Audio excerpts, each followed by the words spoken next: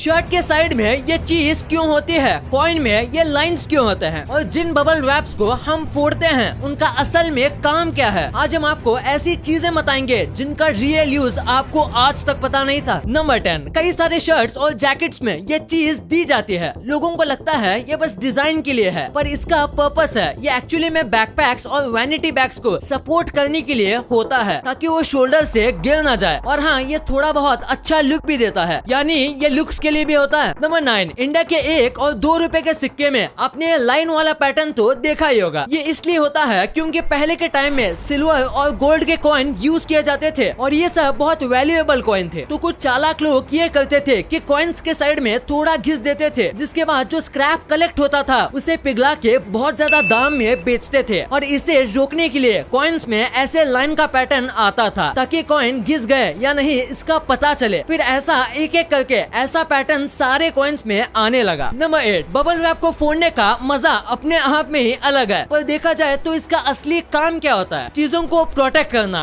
Right? Actually में नहीं, इसका स्टार्ट कम्प्लीटली किसी और वजह से हुआ था। एक्चुअली में इसे दीवारों की पेंटिंग में डिजाइन करने के लिए बनाया गया था और फिर इसे पेंट डिलीवरी करने में इस्तेमाल किया गया और पता चला कि ये एक्चुअली में चीजों को बहुत अच्छे से डैमेज होने से बचाता है और इसीलिए आज डेलिकेट चीजों में बबल रैप ही दिया जाता है। नंबर 7, टूथपेस्ट के कैप में ये स्पाइक क्यों होता है? ये बस डिजाइन के लिए नहीं है, इसका एक इम्पोर्टेंट काम है। दरअसल अच्छी कंपनी के ज्यादातर जो टूथपेस्ट आते हैं वो एक फॉइल से कवर्ड होते हैं ताकि टूथपेस्ट की क्वालिटी खराब ना हो और वो लीक ना हो, क्योंकि अगर बिना सील के टूथपेस्ट बेचा जाएगा तो हो सकता है अंदर का पेस्ट पतला हो जाए और ऊपर का ये जो स्पाइक होता है इनका काम इन कवर को तोड़ने का होता है। पर इंडिया में ऐसे कवर को चाकू या चमचे से ही तोड़ दिया जाता है। Number 6, sunglasses. आपको यही लगता होगा कि सनग्लासेस को हमेशा सूरज से बचने के लिए और कूल दिखने के लिए बनाया गया है, पर एक्चुअली इसको एकदम अपोजिट काम के लिए बनाया गया था। ये स्नो से बचने के लिए बने थे, फिर धीरे धीरे ये पूरे वर्ल्ड वाइड फैल गए और चाइना में इसे जज इस्तेमाल करते थे ताकि अपने इमोशन को छिपा सकें और फिर लोग इसे अपनी आंखों को सन से बचाने के लिए इस्तेमाल करने लगे। नंबर 5, डोनट का ये जो शेप है इसका नाम खुद डोनट ने ही रख दिया है। ये शेप को भी एक खास पर्पस की वजह से यूज किया गया था। दरअसल जब पहले के टाइम में डोनट्स बनाए जाते थे तब डोनट को पकाने के लिए आज जैसे मॉडर्न ओवन नहीं थे और इसी वजह से डोनट बीच से कच्चे रह जाते थे और सही से नहीं पकते थे। तो इन्होंने बीच के पीस को ही हटा दिया और इस शेप को मार्केट में लाया। फिर सारे बेकर इस तरीके से ही डोनट बनाने लगे। नंबर 4, आपने ये देखा होगा कि नूडल कप जो होता है वो नीचे से ऐसे खाली होता है, तो ऐसा क्यों? असल में आपके नूडल कप को बचाने के लिए ये ऐसा करते हैं। ये जानबूझ के कप्स की साइज नूडल से ज्यादा देते हैं और नीचे से खाली रखते हैं ताकि जब नूडल शिप हो रहे होते हैं तभी किसी झटके की वजह से नूडल टूट ना जाए। टूटे हुए नूडल्स लोगों को कम अच्छे लगते हैं और इसीलिए ये ऐसे खाली होता है। नंबर 3, आपने ईयरफोन में आने वाली ये रिंग्स तो देखी ही होंगी। दरअसल ये 2 या फिर 3 रिंग्स इसलिए होती हैं ताकि ये सारे टाइप के फोन में चल सके। जैसे कि पहले के फोन में एक स्पीकर आता था और अभी के फोन में 2 स्पीकर आते हैं और ये रिंग्स सारे टाइप के फोन्स में चले